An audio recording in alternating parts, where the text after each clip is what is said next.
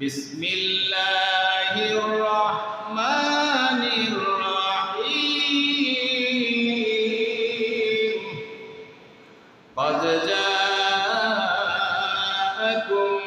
من الله نور وكتاب مبين।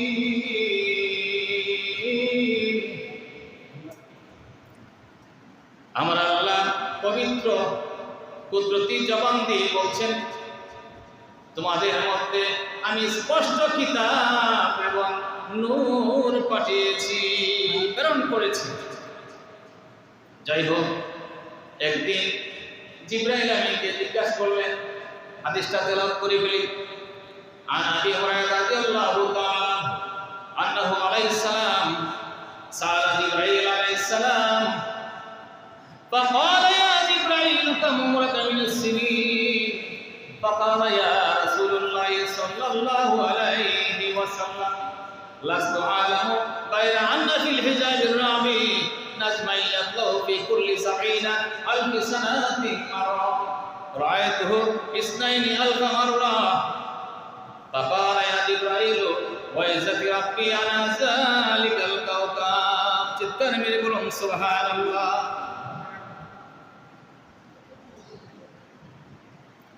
আমার নবী একদিন জিবরাইল আমিনকে জিজ্ঞাসা করলেন, ও জিবরাইল, তোমার বয়স কত? অনুবাদ করতেছে, হাদিস আর করতেছে না, সময় কম। তোমার বয়স কত? জিবরাইল আমিন বললেন, ইয়া রাসূলুল্লাহ, ইয়া হাবিবাল্লাহ, আমার বয়স কত আমি জানি না, তবে এতটুকু পর্যন্ত জানি, চতুর্থ আসমানে একটি নূরের তারকা আমি দেখেছি, যে তারকাটি 70,000 বছর পর পর একবার উদিত হইত, 70,000 বছর পর অস্তমিত অবস্থায় থাকত। এইভাবে আমি জিবরাইল 72,000 বছর আমি দেখেছি। এবার আপনি রাসূল বুঝতে পারেন আমার বয়স কত, আমি আর এর বেশি জানি না। আমার নবীজি, আপনার নবী এই কথা শুনে বললেন, ফাকালা ইয়া জিবরাইল ওয়াইজাতি রাব্বি আনা যালিকাল কাওকাব। এ জিবরাইল, আমি নবী ছিলাম, আমার প্রভুর ইজ্জতের কসম করে বলতেছি, আমি নবী ছিলাম সেই তারকা, আমি নবী ছিলাম সেই নূরের তারকা। সুতরাং নবীজি নিজে সাক্ষী দিয়েছেন।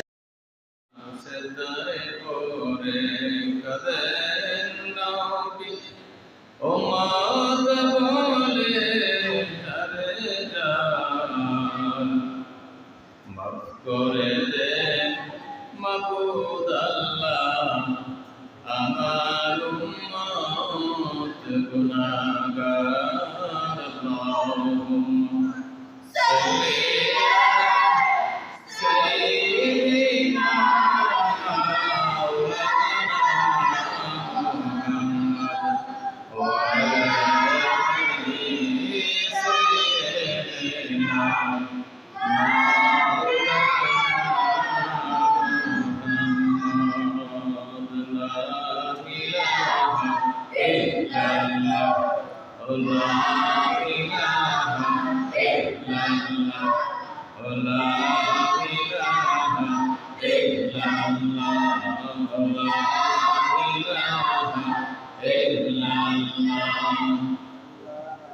তুমি আদম নবী বানাইলা, দুনিয়াতে পাঠাইলা, 300 বছর পরে দোয়া কবুল, 300 বছর পরে দোয়া কবুল, নূরের নবীর ওসিলায়, লা ইলাহা ইল্লাল্লাহ, লা ইলাহা ইল্লাল্লাহ, লা ইলাহা ইল্লাল্লাহ। কাউকে বানাইলা সফিউল্লাহ, কাউকে বানাইলা কালিলুল্লাহ, কাউকে বানাইলা সফিউল্লাহ, কাউকে বানাইলা খলিলুল্লাহ,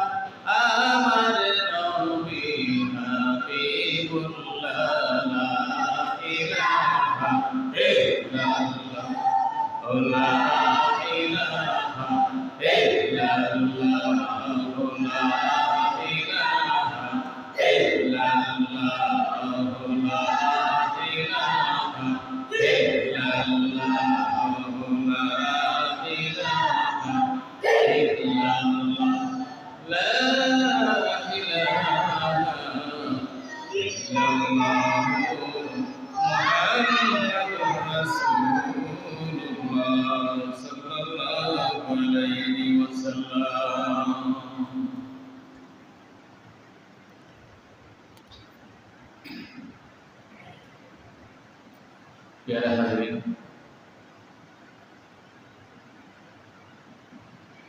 নবীজির শুভাগমনের মাস রবিউল আউয়াল মাস।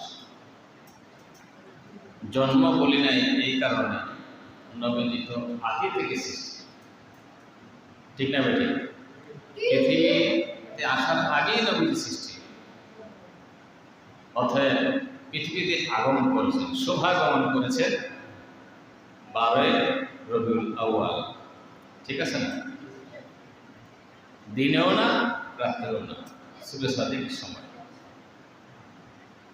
যেন দিন গর্ব করতে না পারে, যেন রাত্র গর্ব করতে না পারে, দুজনের আশা আল্লাহ পূরণ করছেন মাঝামাঝি, বলেন সুবহানাল্লাহ।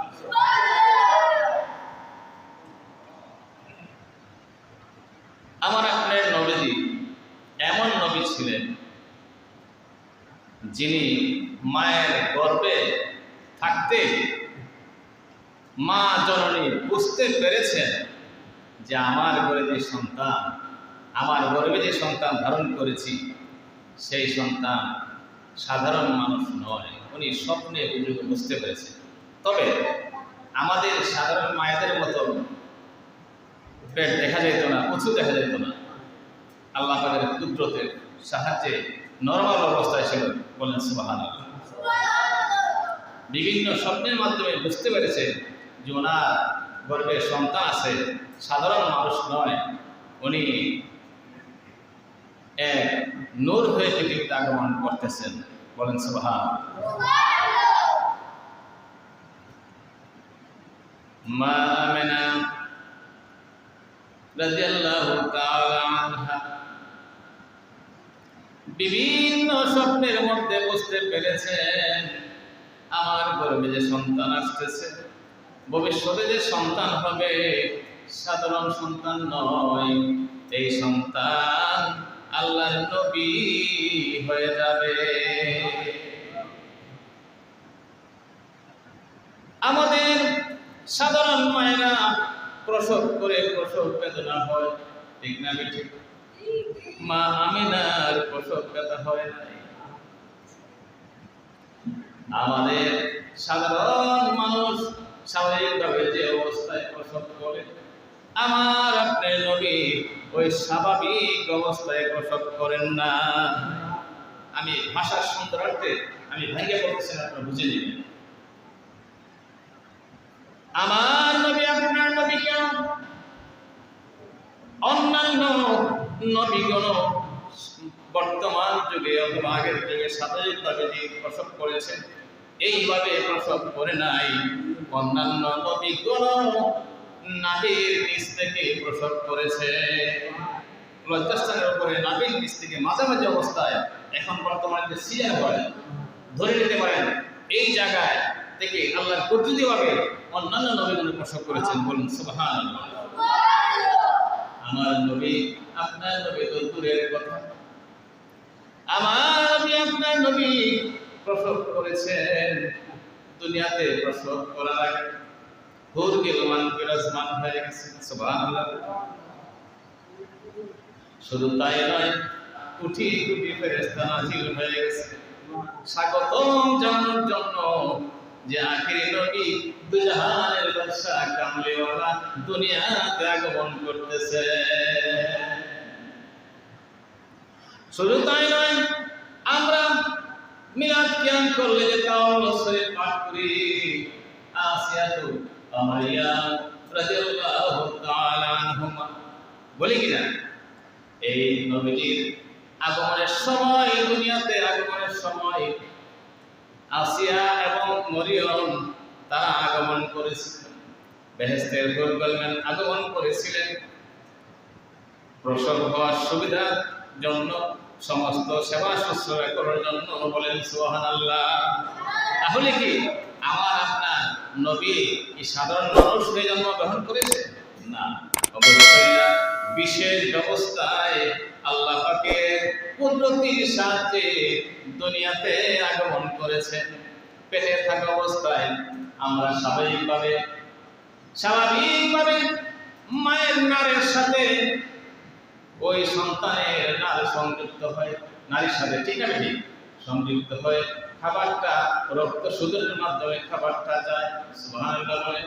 এইটাও একটা আল্লাহর কুদরত। আর আমার নবী, আপনার নবী দুজাহানের বাদশাহ কামলিওয়ালা, ওনার নাবি নার ছিল না, কাটা ছিল। আল্লাহু আকবার। নাবি নারের ছাড়া বিনা নারের সংযোগে উনি ভিতরে অবস্থান করেছিলেন।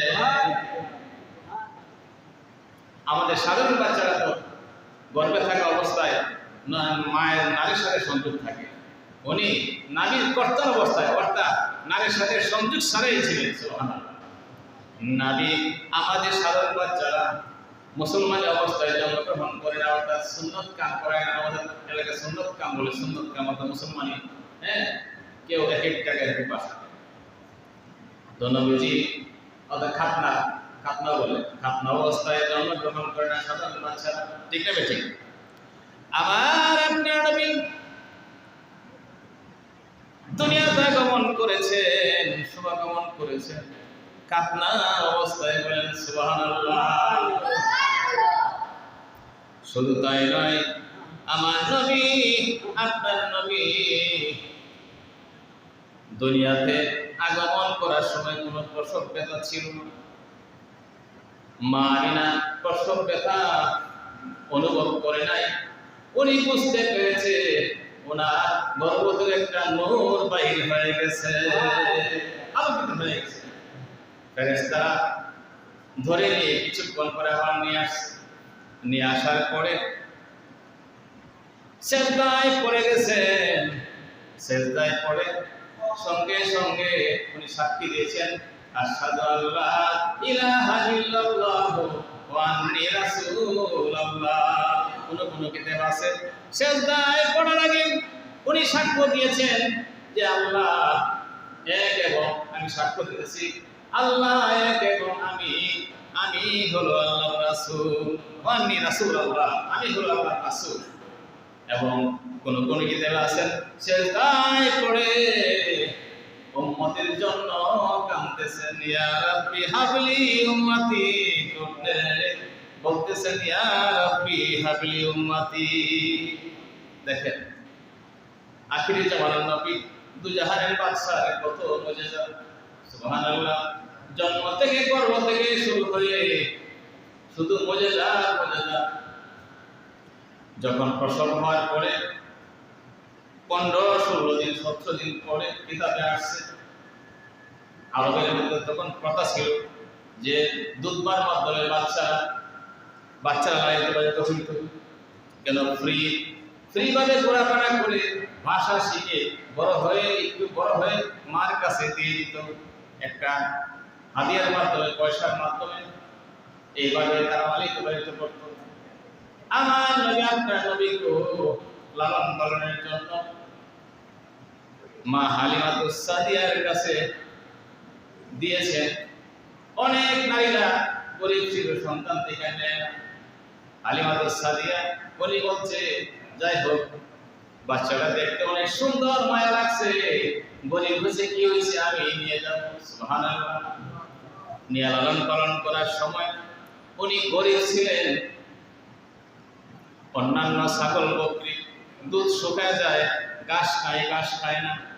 মা হালিমাতুস সাদিয়া নবীকে লালন পালন করার কারণে ওনার মেষ পাল যা ছিল পেট করে খাইতো আর স্তন করে দুধ সহ করে ফিরত। বলেন সুবহানাল্লাহ। এই অলৌকিক মর্যাদা হালিমাতুস সাদিয়া অনুভব করলেন। এই শিশু তো সাধারণ শিশু নয়, এই শিশু তো হলো অসাধারণ শিশু।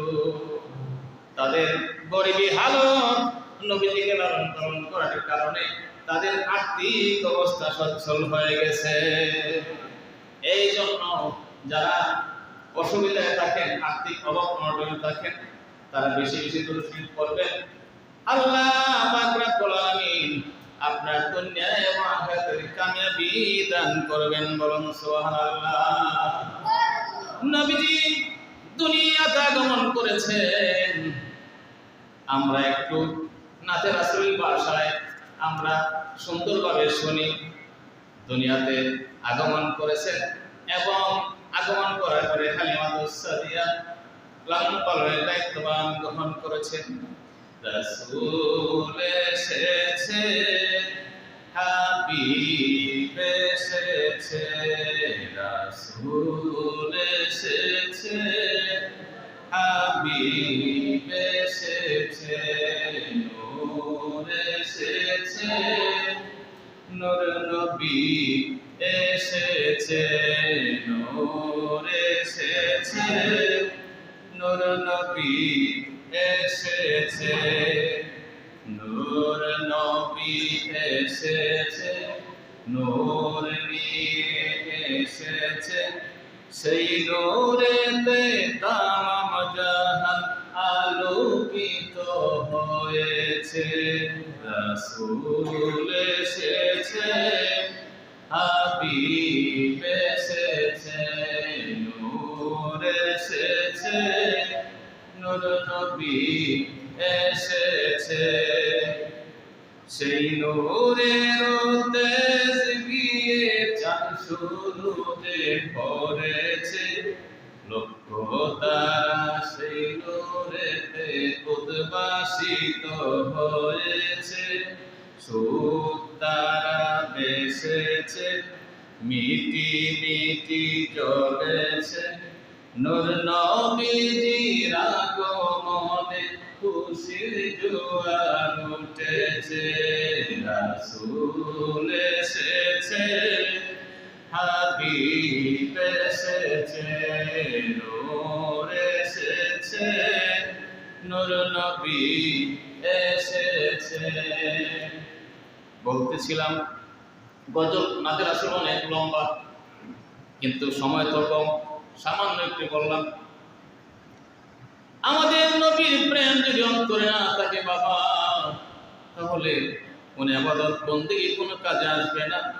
যেমন আবু জাহেল সব বরবাদ হয়ে গেছে, শয়তানের ইবাদত বরবাদ হয়ে গেছে, এমনি ভাবে যারা নবীর উপর ঈমান আনে নাই, তারা যে তাদের জীবন বরবাদ হয়ে গেছে, তাদের ঠিকানা হবে জাহান্নামে। আমার নবী, আপনার নবী সাধারণ মানুষ হয়ে জন্মগ্রহণ করেন নাই, সাধারণ মানুষ হয়ে জন্মগ্রহণ করেন নাই। আমার আপনার মতো স্বাভাবিকভাবে দুনিয়াতে আসেন নাই। দুনিয়াতে আসার সময় যেরকম সম্মানিতভাবে এসেছে, আমার নবী আখিরাতেও পরকালেও সব সময় সম্মানিত অবস্থায় থাকবে। আমার আপনার নবীর সুপারিশ ছাড়া আমি আপনি কেউ বেহেশতে যেতে পারবে না। এমনকি আমার নবী আপনার নবীর আগে কোন নবী বেহেশতে প্রবেশ করতে পারবে না। আমার নবী আপনার নবীর উম্মতের আগে কোন নবীর উম্মত বেহেশতে যেতে পারবে না। আমার আল্লাহ সূরা মায়েদার 15 নম্বর আয়াতে বলেছেন, قد جاءكم من الله نور وكتاب مبين। আল্লাহু আকবার বলেন।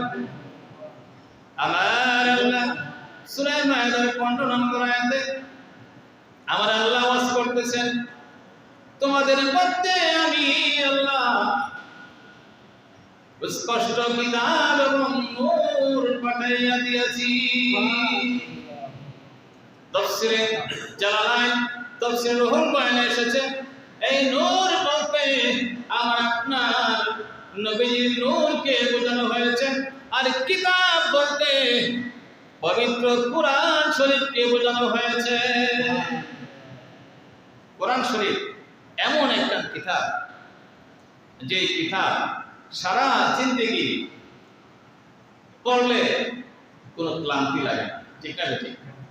নামাজের মধ্যে আলহামদুলিল্লাহ সূরা পড়তে পড়তে একেবারে পেরেশান, 5 ওয়াক্ত সব সময় সারা জীবন কিন্তু নামাজের মধ্যে কোনো সময় কি সূরা ফাতিহা পাঠ করার সময় খারাপ লেগেছে? কারো কোনো অতৃপ্তি লেগেছে যে বারবার পড়তেছি? কোনো বেতৃষ্ণা লেগেছে? না, সব সময় একটা শান্তি বিরাজ, আরাম, ভালো লাগে, মনের মধ্যে প্রফুল্ল থাকে। বোঝা গেল এই কোরআন শরীফ হলো ঐশিক গ্রন্থ, আল্লাহ পাকের পাঠানো কোরআন, যে কোরআন লৌহে মাহফুজে। বাল হুয়া কুরআনুম মাজিদুম ফি লাওহিন মাহফুজ। যেই কোরআন শরীফকে আমার আল্লাহ লৌহে মাহফুজের মধ্যে সংরক্ষণ করে রেখে দিয়েছে। এই জন্য আমরা যদি আলিফ লাম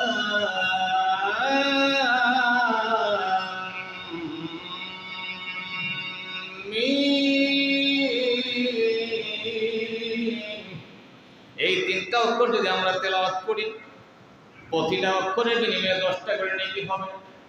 তিনটা অক্ষরের মাধ্যমে 30 নেকি আমাদের আমলনামায় লেখা হয়ে যাবে।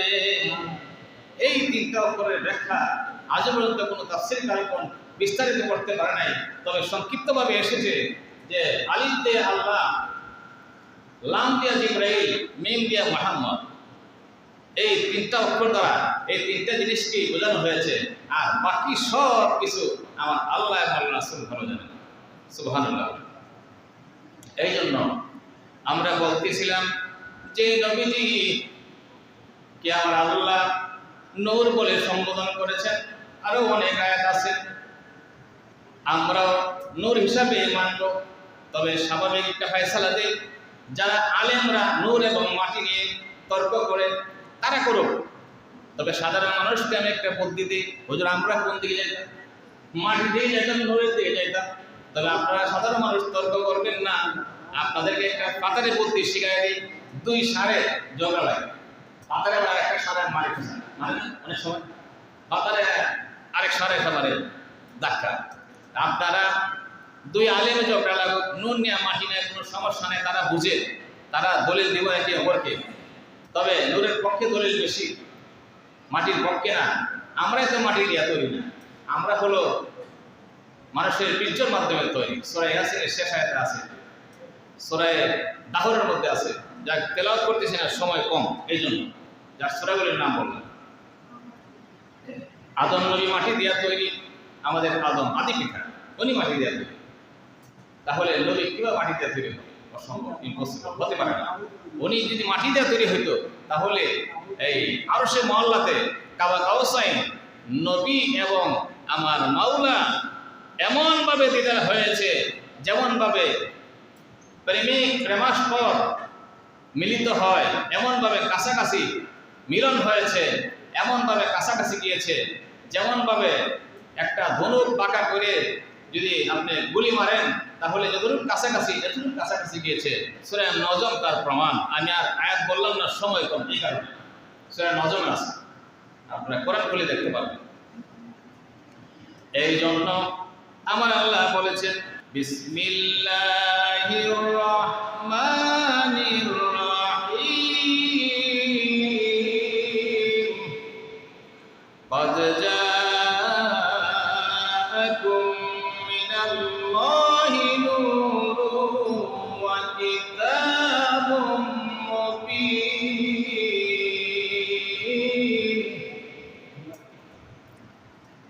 আমার আল্লাহ পবিত্র কুদরতি জবান দিয়ে বলছেন, তোমাদের মধ্যে আমি স্পষ্ট কিতাব এবং নূর পাঠিয়েছি, প্রেরণ করেছি।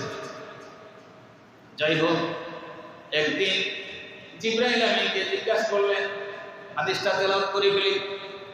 আন আবি হুরায়রা রাদিয়াল্লাহু তাআলা আনহু আলাইহিস সালাম সাআলা জিবরাইল আলাইহিস সালাম فقال يا جبرائيل كم عمرك من السنين فقال يا رسول الله صلى الله عليه وسلم لست أعلم غير أن في الحجاب الرابع نجما يطلع في كل 70,000 سنة مرة رأيته 2,000 مرة فقال يا جبرائيل وعزة ربي أنا ذلك الكوكب সুবহানাল্লাহ।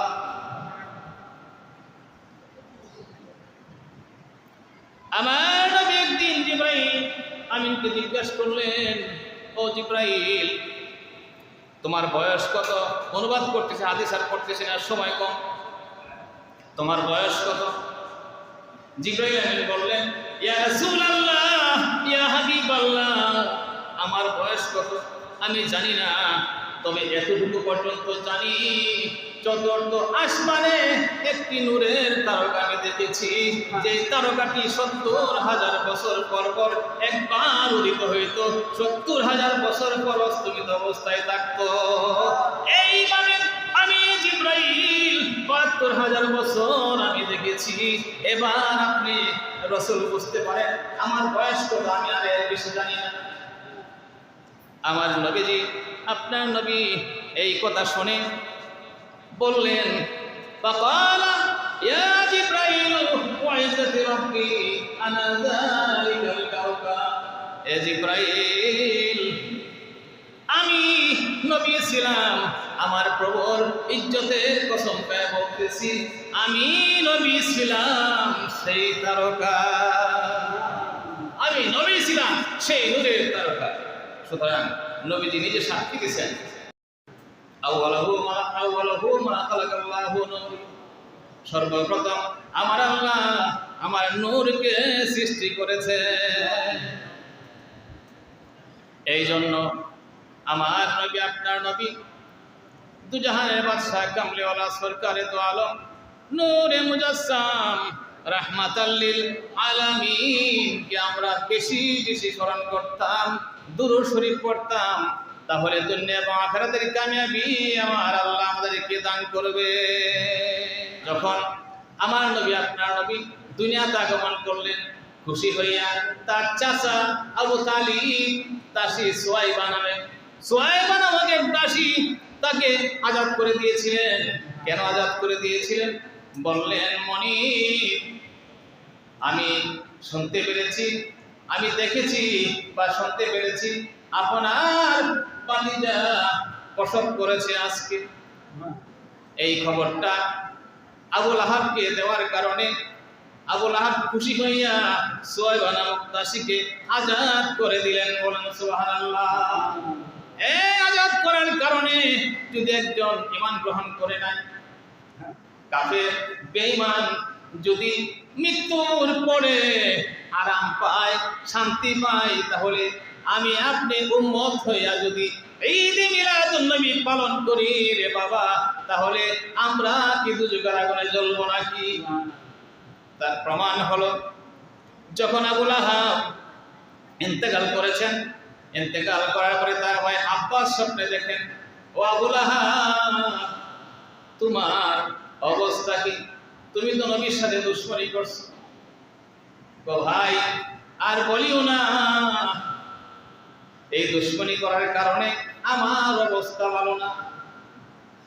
আর যদি আমি আমার ভাতিজার ইসলাম গ্রহণ করতাম, অবশ্যই আমি ভালো থাকতাম। তবে একটা দিন আমি ভালো থাকি। তো কোন দিন সেটা? তো সোমবার দিন, যেদিন আমার দাসী সুয়াইবা সংবাদ দিয়েছিল যে তোমার ভাতিজা জন্মগ্রহণ করেছে, আমি আঙ্গুল দিয়ে ইশারা করে বলছিলাম, তোমাকে আজকে থেকে তুমি আজাদ, আমার দাসী হয়ে থাকতে হবে না। আমার ভাতিজার সংবাদ দিয়েছো, এই খুশি হওয়ার কারণে আমার আল্লাহ আমাকে একটা পুরস্কার দিয়েছেন। ওই সোমবার দিনে এই কিতাবে আসছে, কোন কিতাব আসছে দুই আঙ্গুলের মধ্য থেকে শাহাদাত এবং তর্জনী, এই মধ্যমা, এই দুই আঙ্গুলের মধ্য থেকে বেহেশতের স্বচ্ছ পানি পান করেন। কোন কিতাবে আসছে, নূর নবী কিতাব, এই কিতাবে লেখছে এই শাহাদাতের আঙ্গুলের থেকে উনি শরবত পান করে বেহেশতের স্বচ্ছ পানি পান করে তৃপ্তি লাভ করেন। ওই দিন তার আযাব হালকা হয়ে যায়। আল্লাহু আকবার। তাহলে কাফের বেঈমান যদি নবীজির আগমনের সংবাদ পেয়ে যদি খুশি হইয়া দাসী আজাদ করার কারণে যদি উনি সোমবার দিন বেহেশত থেকে বেহেশতি পানি যদি শরবত পান করতে পারেন, তাহলে আমি আপনি উম্মত হইয়া যদি নবীজির শুভাগমনের কথা খবর শুনে যেই মাসে আগমন করেছেন, যেই দিন আগমন করেছেন, এই দিন যদি ঈদ পালন করে আনন্দ হয়, তাহলে অবশ্যই সেটা কি অন্যায় হবে? অন্যায় হবে না। আমার আল্লাহ খুশি হয়ে যাবেন। কারণ অন্যান্য নবীগণ হলো আল্লাহর পাগল, সবকিছু বিলীন করে দিয়ে আল্লাহকে পাইছে। আর আমার আল্লাহ হলো আমার নবীর পাগল। ঠিক না বেঠি? এই জন্য আমার নবী, আপনার নবী আমাদের উম্মতকে রেখে বেহেশতে যাবে না, উম্মতকে নিয়ে বেহেশতে যাবে। সুবহানাল্লাহ। যাই, সময় কম, আর দীর্ঘায়িত করতে চাই না। পর্যায়ক্রমে আলোচনা হবে। আলোচনা পুরা মাসে চলবে নবীজির ঈদ মিলাদুন নবী উপলক্ষে এবং নবীজির গুণগান সম্পর্কে, নবীজির জীবনী সম্পর্কে, কর্মকাণ্ড সম্পর্কে, মুজিজা সম্পর্কে, মুজিজা সম্পর্কে সার্বিকভাবে আলোচনা হবে। পুরো মাস আমরা সামনে আছে, কিছু না কিছু বুঝতে পারবো। শুধু বুঝলেই হবে না, আমাদের আমলও করতে হবে। সবাই বলি আমিন। আর আমরা সামাজিকভাবে কিভাবে চলবো? সবাই মিলেমিশে চলবো, একত্রভাবে চলবো, কারোর সাথে মনোমালিন্য করব না, বাড়াবাড়ি করব না, শত্রুতামি করব না। কারণ কুল্লু মুসলিমুন ইখওয়াতুন, প্রত্যেক মুসলমান ভাই ভাই, ভাই ভাই হয়ে আমরা চলবো, একে অপরের সাথে সম্পর্ক রেখে চলবো, মহব্বত রেখে চলবো। যেখানে মহব্বতের কি গুণ? যদি আপনি আল্লাহ এবং আল্লাহ রাসূলের সাথে প্রেমের কারণে, সম্পর্কের কারণে যদি কেউ কাউকে মহব্বত করে, আল্লাহকে খুশি করার জন্য, নবীকে খুশি করার জন্য, কাল হাসরের দিন যেদিন শাস্তি হয়ে যাবে, আজাদ করে সূর্য উঠবে, মাথার মস্তক গলে গলে পড়বে, সেই দিন আমার আল্লাহ এই পুরস্কার স্বরূপ আল্লাহ পাকের আরশের ছায়া নিচে স্থান দিবেন। সুবহানাল্লাহ। তাহলে অবশ্যই আমরা সবাই মিলেমিশে থাকতাম। আল্লাহ পাক যেন আমাদেরকে মিলেমিশে থাকার তৌফিক দান করেন এবং নবীজির প্রতি প্রেম রাখেন, মহব্বত রাখার তৌফিক দান করেন এবং মসজিদে এসে যেন আমরা ভদ্রভাবে, সুন্দরভাবে, সুশৃঙ্খলভাবে কথাবার্তা না বলে আমরা যেন থাকি এবং নীরব থাকি। নীরব থেকে যেন আমরা বয়ান শুনি এবং খুতবা শুনি, তাহলে আল্লাহ আমাদেরকে কবুল করবেন। সবাই বলি আমিন। ওয়া আখির দাওয়ানা আলহামদুলিল্লাহি রাব্বিল আলামিন।